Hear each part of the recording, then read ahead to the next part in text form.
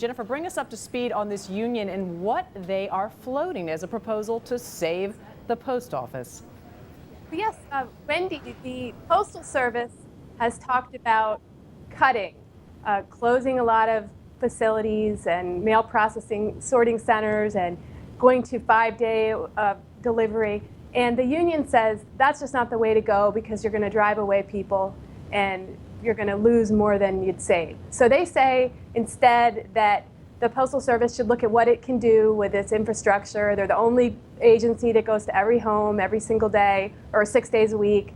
What can they do? Maybe they can do other kinds of deliveries, pharmaceuticals, or they could do more last mile deliveries for UPS or FedEx. They also say that the Postal Service should have the ability to raise the price of stamps. Currently, they can only raise it annually about the price of inflation, just a penny or so. And so if oil goes up, the price of gas, FedEx and UPS can recover their costs and raise their price, but UPS or the Postal Service really can't. Jennifer, not surprising that the union wouldn't want to sort of cut expansion. They don't want to lose jobs. Interesting on them floating the idea of raising the cost of a stamp. Where does the U.S. stack up in terms of the cost of sending mail versus other countries? It's really on the low end of other big developed countries. So it's like lower than Canada and lower than most countries in Europe, and a lot lower in many cases. And so they're not the first ones who've talked about that.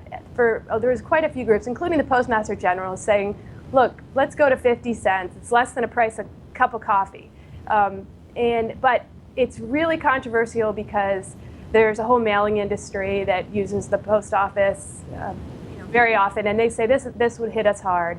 And so this is this is going to be very controversial. Even a penny or two increase.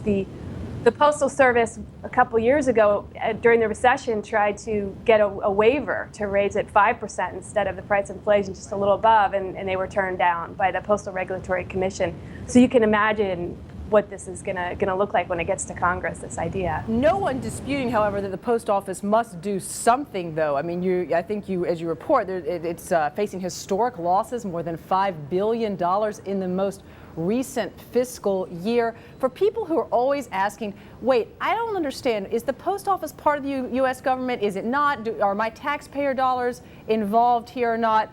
Give us the straight talk on that, Jennifer. So it's a big question a lot of people have. The U.S. Postal Service is an independent federal agency, and it is supported not by taxpayer dollars, but by by stamps and postage fees and so forth. But it can borrow from the federal government, and it does. And in fact, in recent years, in its fiscal crisis, it's borrowed something like $15 million from the Treasury. So it's supposed to operate independent, but at this point, it's not. And one of the toughest things facing it right now has to do with its retirement benefits plan. What's happening there, Jennifer?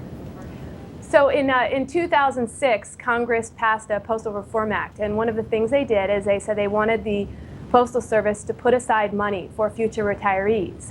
And there are many critics who feel that they went too far. They've asked them to put away something like $5 billion a year, and these are for retirees decades down the road. And this is considered unusual, not done for any other federal agency, and many people say that it's very rare in the private sector. So the supporters of this say, look, the Postal Service, we need to make sure that the Postal Service is required to pay for these benefits, and that if they can't do it, the taxpayers could be on the hook. The Postal Service would like to ease that requirement. They'd like to do away with that or decrease it, and they have a number of supporters in Congress on their side, but there's a House bill that says no way. And correct me if I'm wrong here, but Jennifer, but even the union is saying that this might have to be eased, I think. Is the union also, what other concessions is the union willing to give up? Have they actually pinpointed anything they're going to give up to try and keep the agency afloat? Well, since 2006, they've cut about 17% of jobs for mail carriers. So they have done some of that already. They don't pinpoint exactly what they would do, but they say, of course, we'd need to make tough sacrifices. And they say, but other people should make tough sacrifices. The mailing industry should let the price of stamps go up, and Congress, legislators should you know, stop protecting their turf. And if we all you know, still want the mail to come so- to our house, we may have to have higher stamp prices. All right, Jennifer Levitz Yeah. in Boston. We'll continue to follow this story with you. Thanks so much for bringing It'll up that. keep going. That Thanks, report Cindy. will be out today.